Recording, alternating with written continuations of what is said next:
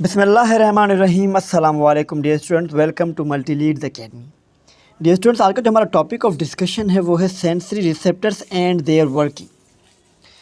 उसके बाद जो अब पहला आज डिस्कस करने जा रहे हैं वो स्मेल रिसेप्टर्स के हवाले से डियर स्टूडेंट्स। उसके बाद हम टेस्ट रिसेप्टर्स के बारे में बात करेंगे डियर स्टूडेंट्स। उसके बाद हम जो है sensory receptors in human skin के हवाले से बात करेंगे, जो हमारे बुक्स में रिसेप्टर्स दिए गए हैं। तो आइए हम स्टार्ट करते हैं। पहला जो हमारा स्मेल रिसेप्टर्स और या फिर ऑल्फैक्टरी रिसेप्टर्स भी जिसे हम कहते हैं। जिसमें ऑल्फैक्टरी जो लफ्ज़ है ये लैटिन लैंग्वेज से लिया गया है, जिससे मुराद है सेंस रिसेप्टर्स। ठीक है। In human the sense of smell, इंसान की बात कर रहे हैं डिस्टेंस या ऑल्फेक्शन इन्वॉल्व कीमो रिसेप्टर्स। डिस्टेंस इंसान में जो सेंस ऑफ स्मेल है उसमें कीमो रिसेप्टर्स इन्वॉल्व होते हैं, जो कि लोकेटेड होते हैं in the upper portion of the नसल कैविटी। ये नसल कैविटी के अपर पोर्शन में मौजूद होते हैं।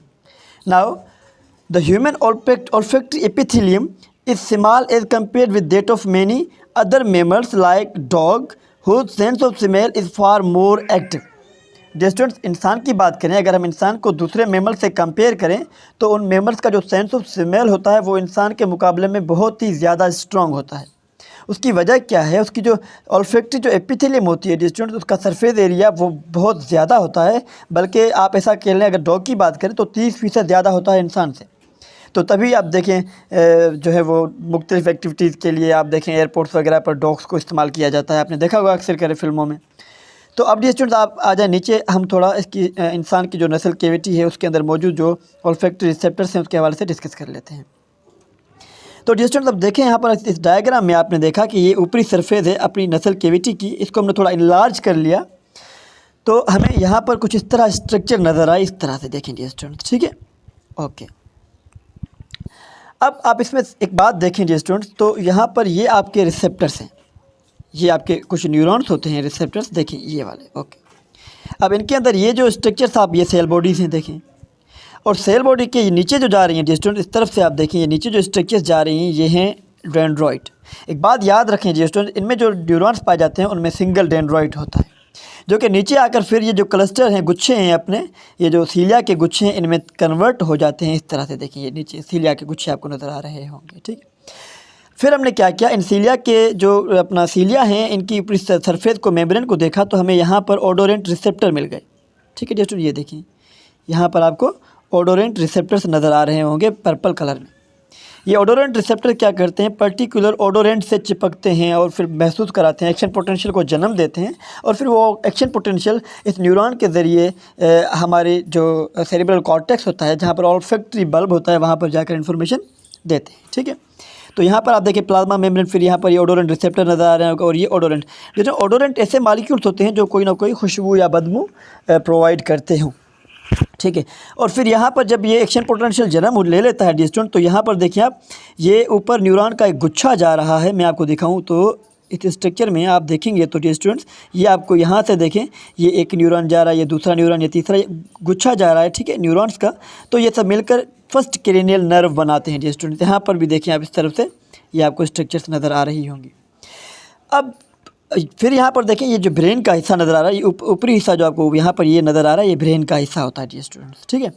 अब इस ब्रेन के हिस्से में वो हिस्सा जहाँ पर ये सेंसरी इन्फॉर्मेशन जा रही है, इसे हम कहते हैं ऑल्फैक्टरी बल्ब, ठीक है स्टूडेंट्स। अच्छा, अब होता क्या है कि ये जो न्यूरॉन्स जा रहे हैं इनकी जो डेंड्रॉइड अपना एक्सोन टर्मिनल्स होते हैं वो दूसरे न्यूरॉन से मिलकर जाकर एक गुच्छा बनाते हैं स्टूडेंट, जिसे हम ग्लोमेरुलाई कहते हैं, ठीक है। तो ये स्ट्रक्चर दी गई है हमारे बुक के अंदर। अब हम आगे मज़ीद चलेंगे तो हमें लिखा हुआ मिलेगा कुछ बातें जो हमें डिस्कस करनी है। उसके बाद जो है वो हम टेस्ट रिसेप्टर्स भी नेक्स्ट लेक्चर में डिस्कस कर लेंगे, ठीक है। अब यहाँ पर देखें स्टूडेंट्स, आप गौर करेंगे तो ऑल्फैक्टरी न्यूरॉन्स, एक मिनट वेट कीजिएगा, okay, olfactory neuron dendroids in the tassels of cilia. Student देखा, जैसा मैंने आपको दिखाया कि ये जो डेंड्रॉइड था, सिंगल डेंड्रॉइड था, वो नीचे आया और एक जो अपना गुच्छा था एक्सोन अपना सीलिया का या झालर थी सीलिया की, उनके अंदर आकर तब्दील हो गया एक्सोन डेंड्रॉइड। सिंगल डेंड्रॉइड नीचे आया और एक गुच्छा बन गया सीलियास का, ठीक है।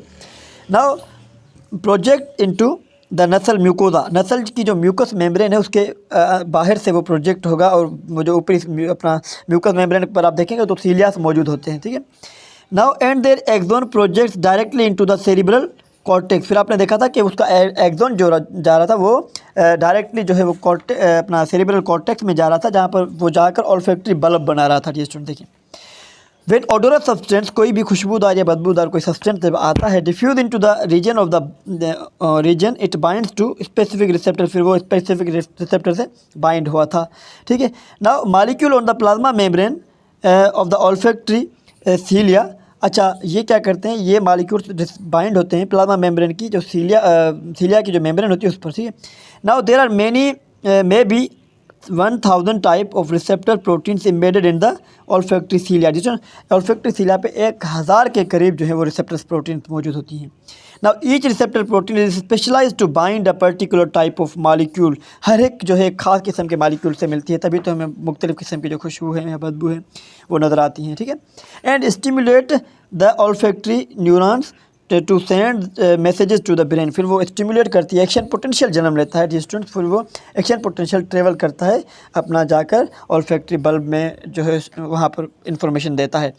अब देखिए, जो ओडोरेंट्स होते हैं वो हमारे हम जब सांस लेते हैं तो सांस के ज़रिए से भी दाखिल हो सकते हैं, लेकिन अगर हम कोई खाने की चीज़ कोई चबा रहे हैं तो वो खुशबू हमारी जो अंदर जो कैविटी है, नसल कैविटी, आपको पता है कि उसका कनेक्शन होता है माउथ के साथ, तो वहाँ से भी वो ओडोरेंट्स जा सकते हैं। तो जैसे ये था आज का हमारा शॉर्ट सा लेक्चर अबाउट ऑल्फैक्टरी रिसेप्टर्स या आप कहें स्मेल रिसेप्टर्स। मिलते हैं अगले लेक्चर में, तब तक अपना ख्याल रखिएगा। अल्लाह हाफिज़। अच्छा, जैसे जाते जाते मेरी रिक्वेस्ट है कि चैनल को सब्सक्राइब करें।